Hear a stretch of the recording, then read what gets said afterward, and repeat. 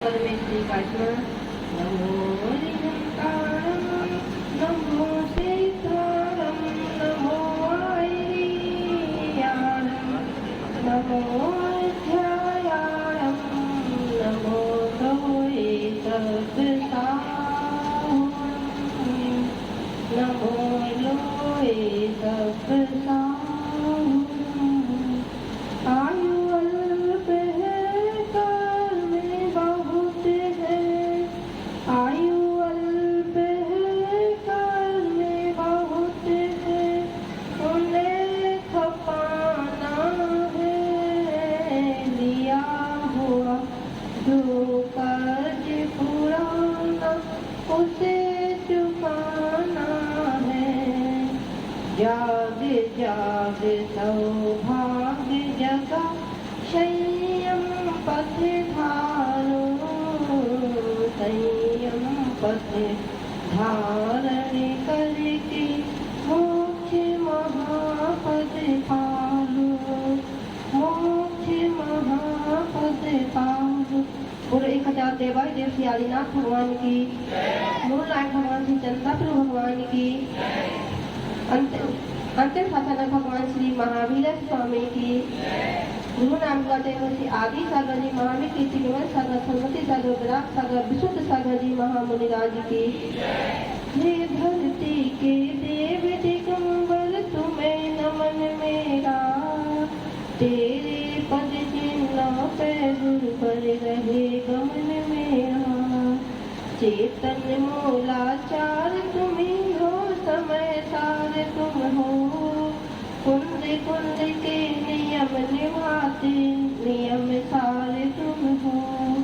आगम चको इन गुरुवर के चरणों मन मेरा। तेरे पद चिन्हों पे गुरुवर रहे गमन मेरा।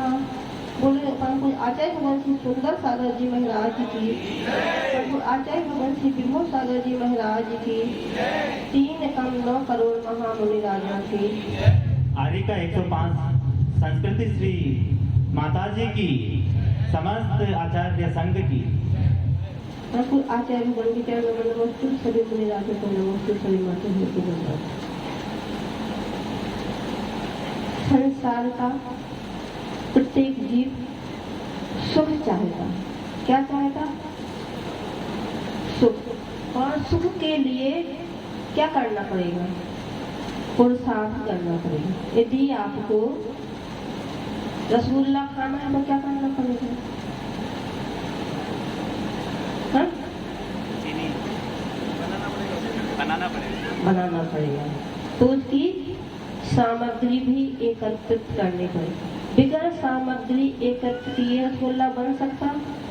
इस रसगुल्ला बन भी गया, मान लो रसगुल्ला बन गया, रख दिया, और जब तक आप अपने हाथ से पुरुषार्थ नहीं करोगे तो आपके मुंह में, मान लो सामने वाले ने आपके मुंह में भी रख दिया है ना, मुंह में पानी आ रहा है। यदि सामने वाले ने रसगुल्ले को मुंह में रख भी दिया तो बिगर चबाए क्या आपको स्वाद आएगा? किसी ने आपके मुंह में रखा और आपने बाहर छोड़ दिया तो आपको स्वाद आएगा रसगुल्ले का? नहीं आएगा। क्यों? रसगुल्ला आपके पास था, यहाँ तक कि आपके मुंह में भी आ गया, तब भी आपको स्वाद। ऐसे ही सुख कहाँ है? किसकी दुकान पर मिलता सुख? नहीं मिलता है, गुरु के श्री चरणों में। तो फिर हमें सबको क्या करना चाहिए? बस बंधन करने से भी, यदि रसगुल्ला मुंह में आ गया और स्वाद नहीं आया तो बंधन तो आपने बाहर से कर लिया, कहाँ से शांति मिली? फिर तो आपको यहाँ आना पड़ेगा। उसके लिए आपको क्या करना पड़ेगा? संयम को धारण करना चाहिए। संयम कहाँ मिलेगा? सबकी दुकानों पे, सबके घर में तो संयम है। किसी का नाम भी संयम रख दो। क्यों? यदि हमने नाम रख दिया संयम, मिल गया? नहीं मिला। क्यों? आप कितनी बार बोलते संयम धरा, संयम धरा, संयम धरा, संयम खा, संयम पानी पी, कितनी बार बोलते, फिर भी संयम नहीं मिलता। ऐसे ही सुख नहीं मिलेगा हमें, कब तक, जब तक हम अपनी आत्मा को नहीं समझेंगे। सुख हमारे ही पास में है, सबके पास में सुख है। जैसे हिरण की नाभि में क्या होती, कस्तूरी होती, लेकिन वह कहाँ चारों तरफ घूमती रहती है कि कस्तूरी कहाँ है, उसकी सुगंध आ रही है तो कहाँ से आ रही है। वह नहीं समझ पाती है कि कस्तूरी हमारी ही नाभि में है, और वह घूमते घूमते पूरा जीवन निकाल देती है। ऐसे ही हमारी ही गति हो रही है कि हमारी आत्मा में भी सुख है ना। हमें सुख के लिए किसी की दुकान पे नहीं जाना, किसी के घर भी, किसी का नाम रख दो सुख तो मिल जाएगा, लेकिन ऐसा नहीं हो। तो सुख हमारी ही आत्मा में है, उसे हमें खोजना पड़ेगा। जैसे हिरण कस्तूरी को खोजती है, ऐसे ही हमें अपनी आत्मा के अंदर सुख को खोजना पड़ेगा। और उस सुख को खोजने के लिए हमें कहाँ आना पड़ेगा, गुरुदेव के चरणों में। यदि हम चरणों तक तो आ गए और उनका हाथ नहीं थामा तो चरणों में आना बिल्कुल नहीं, क्योंकि सुख हमें तभी मिलेगा जब हम उनके हाथ को थाम लेंगे। जब हम मेले में जाते हैं, जाते आप लोग गए मेले में, कौन कौन गया, सभी गए ना।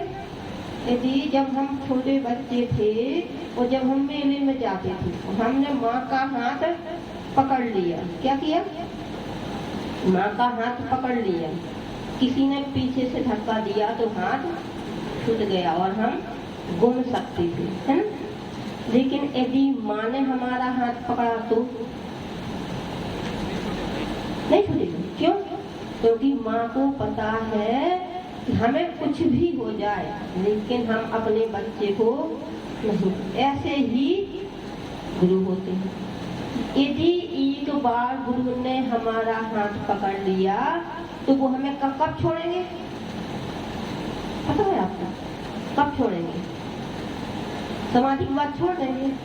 नहीं, यदि एक बार गुरु ने हमारा हाथ पकड़ लिया, इस बार समाधि हो जाएगी, लेकिन जो उन्होंने संस्कार हमें आज दिए हैं वे संस्कार हमारे भवों भवों में काम आएंगे और अंत में हमें मोक्ष दिला के आत्मीय सुख को प्राप्त कराएंगे, है ना।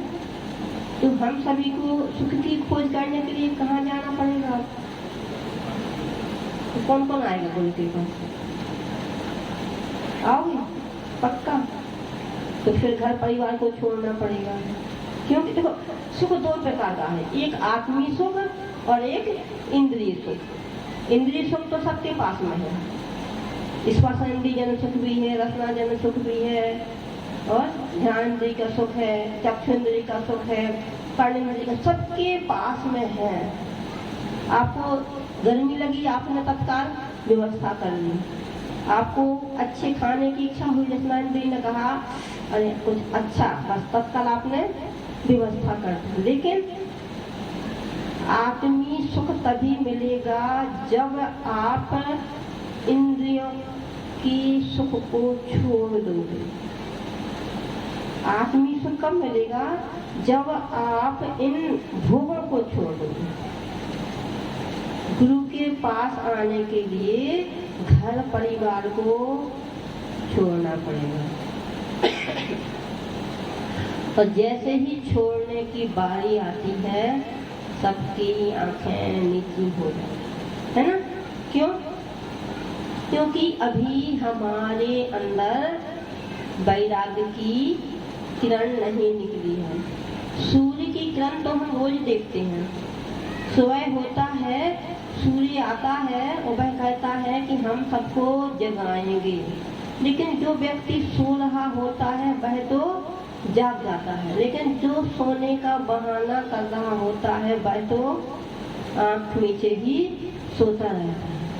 तो यदि हमें वास्तविकता में सुख प्राप्त करना है, आत्मीय सुख चाहना है, तो हमें बाहरी चकाचौंध को छोड़कर गुरुदेव के चरणों में आना पड़ेगा। गुरुदेव ने भी अपने जीवन में बाहरी चकाचौंध को छोड़ा था, संयम को ग्रहण किया था, तभी आज वो आपके सामने हैं। और उन्होंने अपने आत्मीय सुख को पाने का मार्ग खोज लिया है। वह उनको किसी की दुकान पे नहीं मिला था, वह उन्हें कहाँ मिला था? गुरुदेव के चरणों में। तो उन्होंने तो अपने मार्ग को खोज लिया। आप सभी अपने मार्ग को खोजें और आत्मीय सुख को प्राप्त करें। तो परम पूज्य आचार्य भगवान श्री सुंदर सागर जी महाराज की